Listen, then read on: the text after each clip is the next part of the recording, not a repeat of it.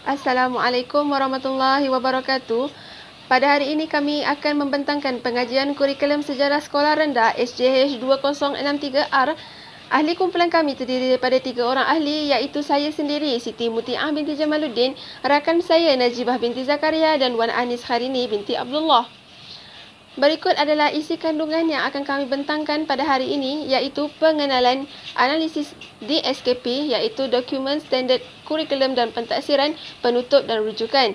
Berikut adalah topik perbincangan kita pada hari ini, iaitu kerangka dan fokus KSSR, kurikulum berdasarkan SK, iaitu Standard Kandungan, SP Standard Pembelajaran dan SPI Standard Prestasi. Kemudian panduan pelaksanaan elemen kewarganegaraan dan nilai sivik semasa PDP, penerapan elemen merentas kurikulum, penerapan Kemahada ke-21, strategi PDP, DSKP tema utama, DSKP tajuk kecil daripada tajuk 1 hingga 5, refleksi penutup dan rujukan. Yang pertama, kita lihat dulu pengenalan. Berikut adalah pengenalan. Okey, pada tahun 2011, KSSR ataupun kurikulum standard sekolah rendah telah diperkenalkan di peringkat sekolah rendah bagi menggantikan kurikulum yang lama, okey, iaitu KBSR. Okey, pada tahun 2013 subjek sejarah pula dilaksanakan pada peringkat sekolah rendah. Okey, subjek sejarah ni adalah mata pelajaran teras dalam kurikulum standard sekolah rendah, iaitu KSSR, yang wajib dipelajari oleh semua murid tahap 2, iaitu murid tahun 4, 5 dan 6. Kurikulum ini adalah usaha pendedahan kepada murid tentang ilmu pengetahuan dan pengalaman nilai serta penerapan semangat jati diri sebagai warga negara. Dokumen standard kurikulum pentaksiran, iaitu DSKP, digubal dalam bentuk kronologi yang membincangkan pengenalan tentang sejarah awal negara, kedaulatan negara dan kemakmuran negara. Ini bertujuan untuk mendidik murid untuk lebih memahami latar belakang negara melalui perubahan dan yang dikekalkan sehingga hari ini. Okey, ini adalah elemen-elemen yang terdapat di dalam kerangka kurikulum standard sekolah rendah, iaitu KSSR. Apa dia? Yang pertama, komunikasi. Kedua, kerohanian, sikap dan nilai. Yang ketiga, kemanusiaan. Yang keempat, keterampilan diri. Yang kelima, perkembangan fizikal dan estetika. Dan yang keenam, sains dan teknologi. Okey, berikut adalah 6 elemen kerangka kurikulum standard sekolah rendah KSSR. Seterusnya, mari kita lihat satu persatu. Baiklah, yang pertama, komunikasi. Penguasaan kemahiran berbahasa secara lisan dan bukan lisan semasa berinteraksi dalam kehidupan seharian serta melengkapkan diri ke arah alam kerjaya. Okey, lisan ni, komunikasi ni kita ada secara lisan dan bukan lisan. Secara lisan ni adalah seperti perbualan, perbincangan, pembentangan, mesyuarat, ucapan dan lain-lain. Kalau dari segi bukan lisan pula ni, seperti dalam surat menyurat ataupun laporan, email, benda-benda yang bukan lisan. Okey, seterusnya, kerohanian, sikap dan nilai. Okey, kerohanian, sikap dan nilai ini adalah penghayatan amalan agama, sikap dan nilai murni dalam kehidupan. Okey, peningkatan kepatuhan kepada Tuhan secara berterusan dalam kehidupan seharian dan juga pembentukan insan berakhlak mulia, berintegriti dan accountability. Okey, seterusnya kemanusiaan. Okey, kemanusiaan ini adalah pembinaan warga negara untuk abad ke-21, yang mana penguasaan ilmu dan pengetahuan mengkonsepsi, kemudian perkembangan kemahiran intelektual, penghayatan nilai asas demokrasi dan juga pembinaan kemahiran dalam menyelesaikan masalah. Seterusnya, keterampilan diri. Keterampilan diri ini adalah suatu pemupukan kepimpinan dan sahsiah diri melalui aktiviti kurikulum dan co-kurikulum, yang mana penghayatan dari segi nilai positif, iaitu harga diri dan juga keyakinan diri, kemudian penonjolan potensi, kemahiran yang ada pada diri dan daya kreatif, serta membina perhubungan yang bermakna dengan individu dan masyarakat. Seterusnya, perkembangan fizikal dan estetika. yang mana pengaplikasian pengetahuan, kemahiran serta amalan nilai dalam jasmani dan kesihatan bagi mencapai kesejahteraan diri. Pengaplikasian daya imajinasi, bakat, apresiasi, kreativiti dan inovasi dalam hasil karya. Dan yang terakhir adalah sains dan teknologi, yang mana penguasaan ilmu sains, matematik dan teknologi. Pengaplikasian pengetahuannya dan kemahiran sains ni, matematik dan teknologi secara bertanggungjawab dalam kehidupan harian yang berlandaskan sikap dan nilai dalam sains, matematik dan teknologi. Okey, ini 6 elemen di dalam KSSR. Pemikiran kritis dan kreatif serta inovatif. Itulah insan yang seimbang. Okey, seterusnya kita lihat pula fokus KSSR. Apa yang berfokus pada KSSR ni? Okey, fokus KSSR sejarah adalah untuk menyemai semula ilmu pengetahuan dan asas KPS di samping pengalaman dari elemen kewarganegaraan dan nilai sivik untuk melahirkan murid cinta akan negara.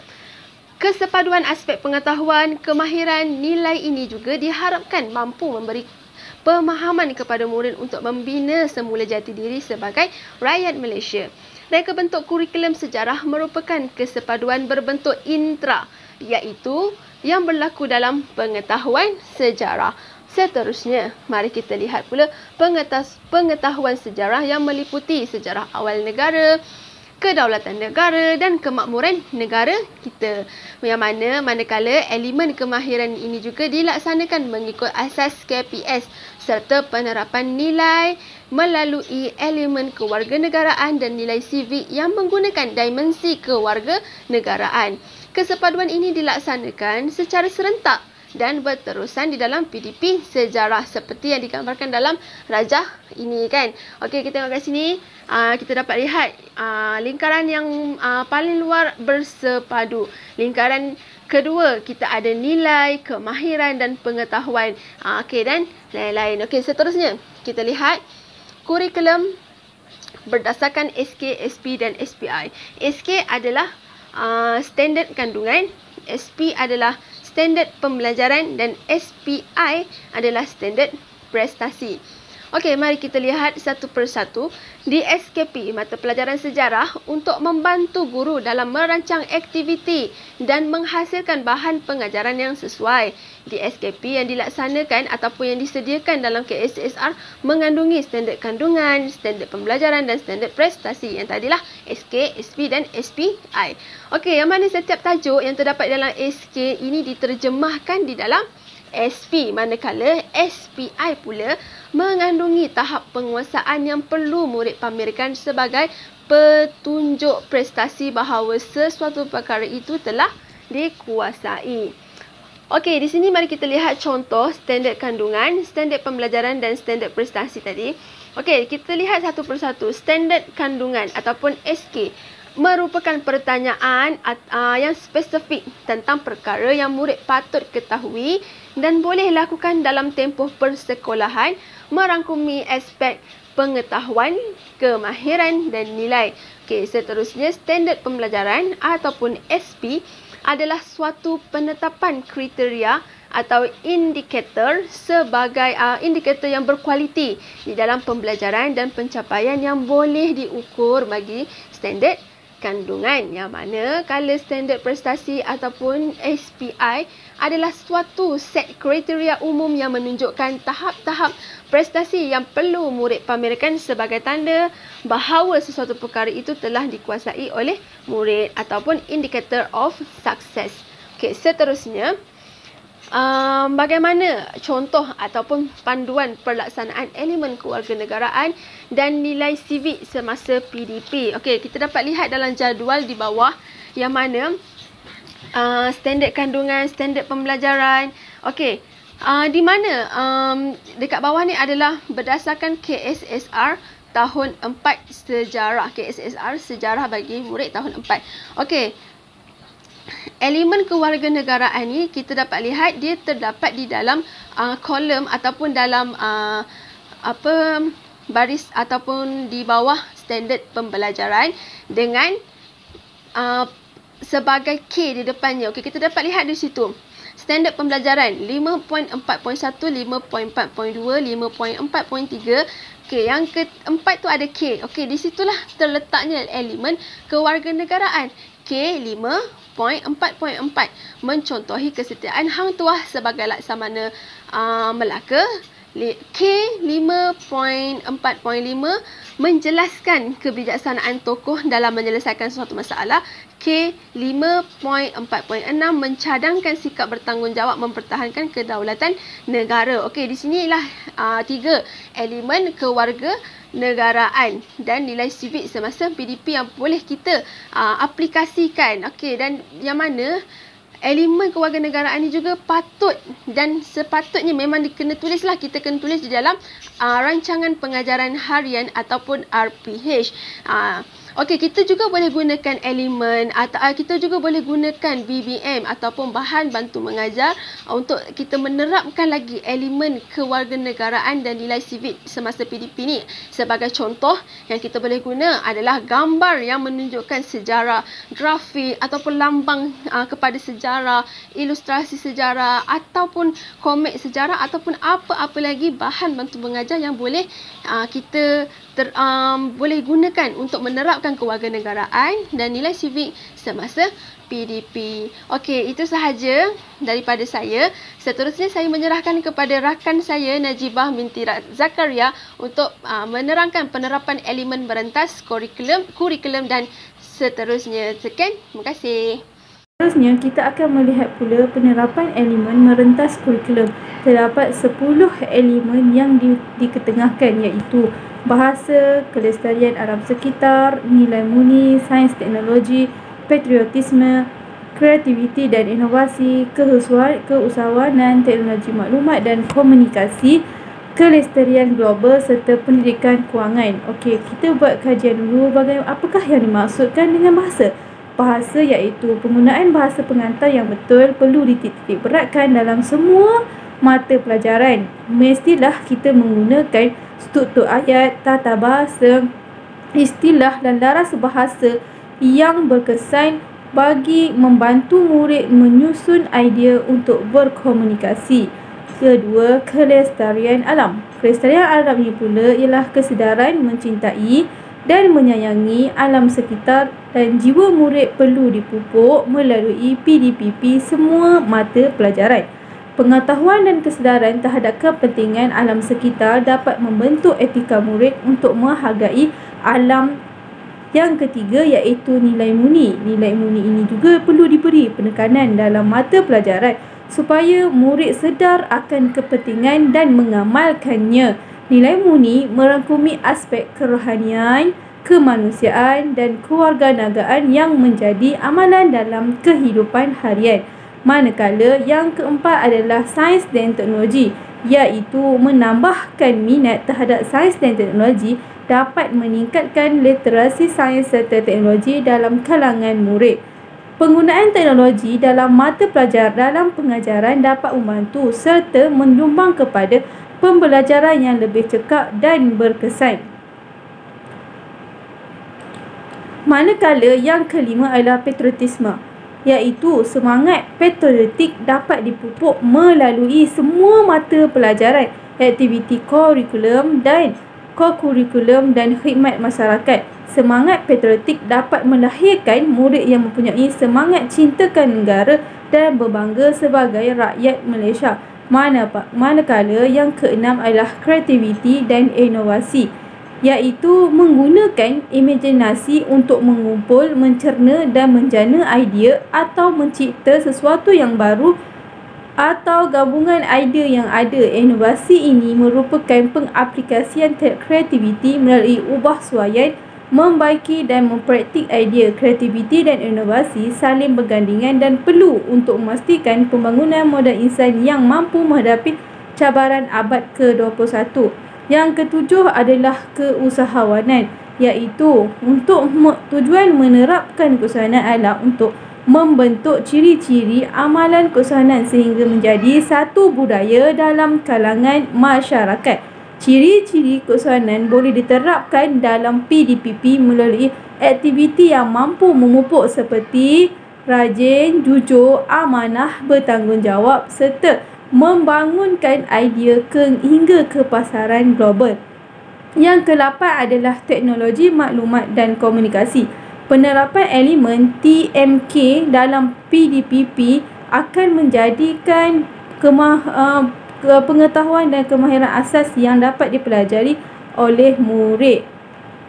Yang seterusnya adalah yang ke-9, kelestarian global. Kelestarian global ini pula elemen yang bermatlamat melahirkan murid berdaya fikir lestari yang bersikap responsif terhadap persekitaran dalam kehidupan harian dengan mengaplikasikan pengetahuan, kemahiran dan nilai yang diperoleh melalui elemen penggunaan dan pengeluaran lestari, kewarganegaraan global dan perpaduan. Yang ke-10 adalah pendidikan kewangan, iaitu menerapkan elemen pendidikan kewangan bagi membentuk generasi masa hadapan yang berkeupayaan membentuk keputusan kewangan yang bijak, mengamalkan pengurusan kewangan yang beretika serta kemahiran menguruskan hal kewangan serta bertanggungjawab. Ini perlu diterapkan dalam PDPP secara langsung ataupun secara sisipan. Seterusnya, kita akan lihat pula kepada tahap pemikiran kemahiran KBAT, iaitu terdapat 4 tahap pemikiran, iaitu mengaplikasi, menganalisis, menilai dan mencipta. Mengaplikasi iaitu menggunakan pengetahuan, kemahiran dan nilai dalam situasi berlainan untuk melaksanakan sesuatu perkara. Manakala menganalisis iaitu mencerahkan maklumat kepada bahagian kecil untuk memahami dengan lebih mendalam serta hubung kait antara bahagian berkenaan. Menilai iaitu membuat pertimbangan atau keputusan, manakala mencipta adalah menghasilkan idea atau produk atau kaedah yang kreatif dan inovatif. Maka daripada tahap pemikiran ini akan menghasilkan satu elemen asas sejarah, konsep masa, susunan dan konversi masa, signifikan bukti, imajinasi dan empati, perbandingan masa lalu, isu dan masalah masa lalu serta sumber.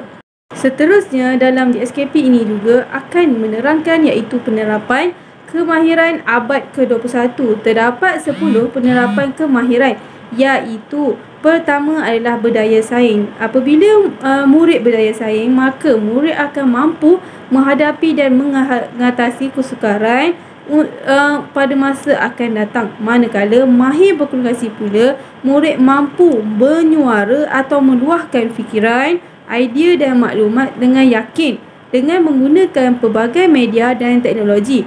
Pemikir pula adalah murid mampu berfikir secara kritikal, kreatif dan inovatif serta mampu menangani masalah dan membuat keputusan ketika dalam pembelajaran. Manakala kerja berpasukan pula, mereka boleh bekerjasama dan dapat memberi keberkesanan ketika kerja berpasukan. Manakala bersifat ingin tahu pula adalah untuk membangunkan rasa ingin tahu semula jadi dalam meneroka strategi dan ilmu baru. Dan yang seterusnya adalah berprinsip. Berprinsip ini adalah mereka berintegriti dan jujur, kesamarataan, adil dan menghormati maruah individu, kumpulan dan komuniti. Bermaklumat pula, mereka akan dapat pengetahuan dan membentuk pemahaman yang luas dan seimbang untuk merentasi pelbagai disiplin pengetahuan. Serta penyayang dan prihatin pula ini menjelaskan bahawa murid dapat menunjukkan empati, belas kasihan dan rasa hormat terhadap keperluan dan perasaan orang lain. Mereka komited untuk berkhidmat kepada masyarakat dan memastikan kelestarian alam sekitar. Manakala yang terakhir adalah patriotik. Patriotik ini pula akan mempamerkan kasih sayang, sokongan dan rasa hormat terhadap negara. Dalam DSKP ini juga menerangkan bagaimana strategi pengajaran dan pembelajaran yang boleh dijadikan panduan kepada guru. Terdapat 13 strategi pengajaran dan pembelajaran, iaitu pertama, pembelajaran secara kontekstual, 2. Kajian kes. 3. Pembelajaran secara konstruktivisme. 4. Didik hibur. 5. Pembelajaran berasaskan inquiry. 6. Aplikasi teori kecerdasan pelbagai. 7. Pembelajaran teknologi maklumat dan komunikasi. 8. Pembelajaran masteri. 9. Pembelajaran luar bilik darjah. 10. Pembelajaran berasaskan kajian masa depan. 11. Belajar cara belajar. 12. Pembelajaran akses ke diri. 13. Aplikasi teknik teori of constraint. Dalam bahagian ini saya akan menerangkan 3 sahaja jenis strategi pembelajaran dan pengajaran, iaitu yang pertama saya akan terangkan kepada didik hibur. Didik hibur ini adalah satu pendekatan yang boleh digunakan oleh guru untuk bersifat santai ataupun berhibur, seperti permainan, nyanyian, bercerita, lakonan dan puisi secara sistematik dan terancang. Didik hibur ini adalah pendekatan PDPP yang menyeronokkan untuk murid-murid. Walaupun murid seronok, tetapi objektif PDP masih dapat dicapai seperti yang ditetapkan. Jadi, guru perlu merancang pengajaran dan pembelajaran agar isi kandungan mata pelajaran dapat disampaikan dengan berkesan. Yang seterusnya yang akan saya terangkan iaitu pembelajaran luar bilik darjah, iaitu tujuan pembelajaran luar bilik darjah ataupun PLBD ini adalah untuk mengembangkan kemahiran sosial dan kerja berpasukan dalam kalangan murid. Sebagai contoh, membuat lawatan sambil belajar ke tempat-tempat bersejarah seperti muzium, arkid atau tapak warisan. Melalui aktiviti ini, murid dibimbing untuk mengaitkan pengalaman sebenar dengan peristiwa-peristiwa sejarah yang dipelajari dalam bilik darjah. Yang ketiga adalah belajar cara belajar, iaitu belajar cara belajar ialah satu proses untuk memperoleh teknik belajar sama ada bersama guru atau tanpa guru. Pendekatan ini bertujuan untuk menyediakan murid yang berupaya belajar sendiri menggunakan pengetahuan sedia ada, rakan-rakan dan bahan lain sebagai sumber pembelajaran dan membolehkan murid membuat refleksi dan menilai tahap pembelajaran serta mampu mengaplikasikan pengetahuan dan kemahiran. Okey, kita lihat pula kepada DSKP tahun 4. DSKP tahun 4 ini dia adalah berkenaan, temanya adalah sejarah awal negara. Baiklah, seterusnya saya akan sambung dengan menerangkan tentang tema-tema sejarah tahun 4 beserta rasional pengajarannya. Tema 1 ialah Mari Belajar Sejarah. Terdapat 4 tajuk yang diajar dalam tema ini. Yang pertama, mengenali sejarah. Yang kedua, saya dan keluarga. Yang ketiga, sejarah sekolah. Tajuk yang keempat pula ialah sejarah tempat tinggal. Tajuk ini berkaitan tentang pengenalan ilmu sejarah yang mencakupi pengertian, konsep masa, sumber kaedah, sebab dan akibat serta kepentingan sejarah. Pemahaman sejarah turut didedahkan melalui pengkajian sejarah diri dan keluarga, sejarah sekolah dan sejarah tempat tinggal. Murid juga dibimbing untuk mengaplikasikan pemikiran KPS. Baiklah, seterusnya saya sambung dengan rasional tajuk ini diajar. Pertama sekali, dapat memberikan penekanan ilmu sejarah kepada murid. Yang kedua, dapat memupuk murid supaya dapat menghargai masa. Dan yang ketiga, murid akan lebih menghayati peristiwa sejarah. Dan akhir sekali, menanam semangat cinta akan negara kepada murid.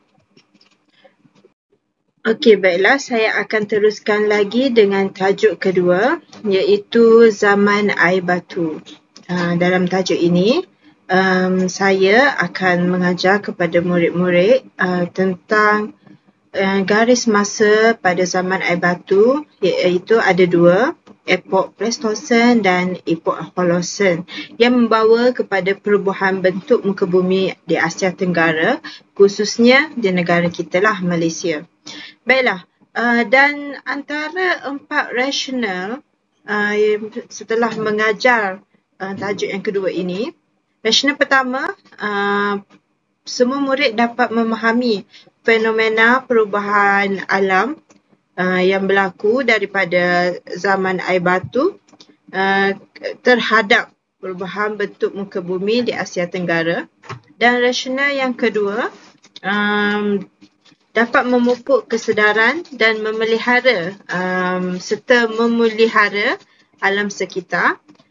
Rasional ketiga pula, murid akan mensyukuri anugerah Tuhan. Dan rasional yang terakhir, memupuk semangat cinta akan negara. Tajuk ketiga pula ialah zaman prasejarah. Dalam tajuk ini membincangkan tentang zaman prasejarah di Malaysia dan tumpuan pengetahuan kepada maksud yang diberi nama untuk sesuatu tempat dan lokasi, alatan serta kegiatan sosial dan ekonomi dalam kehidupan manusia pada zaman prasejarah. Okey, setelah tajuk tiga ini diajar, rasional tajuk ini pertama sekali murid-murid akan belajar menghargai kebijaksanaan, kreativiti dan inovasi masyarakat. Selain itu, murid juga akan menghargai kegigihan manusia pada zaman prasejarah dan murid juga akan bersyukur dengan kurniaan Tuhan. Dan akhir sekali, murid semestinya akan ada rasa patriotik, iaitu cinta akan negara. Baiklah, untuk tajuk keempat dalam buku Sejarah Tahun 4 ialah mengenai Kerajaan Melayu Awal. Tajuk ini membincangkan tentang Kerajaan Melayu Awal sebelum Kesultanan Melayu Melaka. Jadi, murid didedahkan dengan nama, lokasi, kegiatan ekonomi dan bentuk hubungan diplomatik. Setelah tajuk ini diajar, murid-murid akan mengagumi kegemilangan Kerajaan Melayu Awal. Seterusnya, mereka juga akan mengagumi kemahiran masyarakat Kerajaan Melayu Awal dan mereka akan mencontohi kebijaksanaan hubungan diplomatik Kerajaan Melayu Awal dan akhir sekali, mereka juga akan cinta akan negara.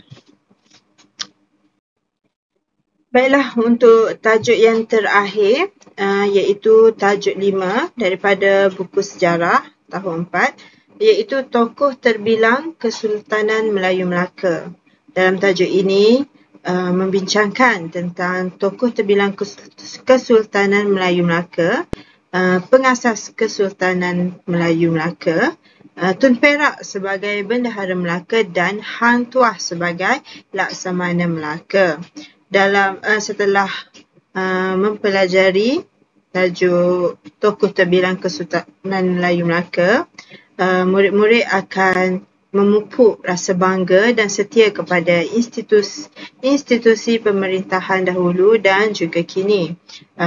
Rasional yang kedua, murid-murid akan menghargai nilai kepemimpinan tokoh-tokoh dan akhir sekali, murid-murid akan memupuk semangat cinta akan negara.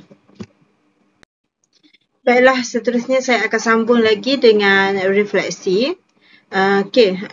Kepentingan kepada murid, kepada guru dan juga kepada pendidikan di negara kita. Baiklah, kepentingan kepada murid akan melahirkan murid yang seimbang dari segi intelek, rohani, emosi dan jasmani selaras dengan tuntutan falsafah kebangsaan. Dan kepentingan kepada guru akan memberi panduan kepada guru untuk melaksanakan pengajaran dan pembelajaran PMP dengan berkesan dan sistematik. Dan akhir sekali, kepentingan kepada pendidikan Malaysia dapat mewujudkan sistem pendidikan yang sistematik di Malaysia. Okey, saya akan teruskan dengan penutup. Organisasi kandungan KSSR sejarah tahun 4 sesuai dengan peringkat umum murid tahun 4.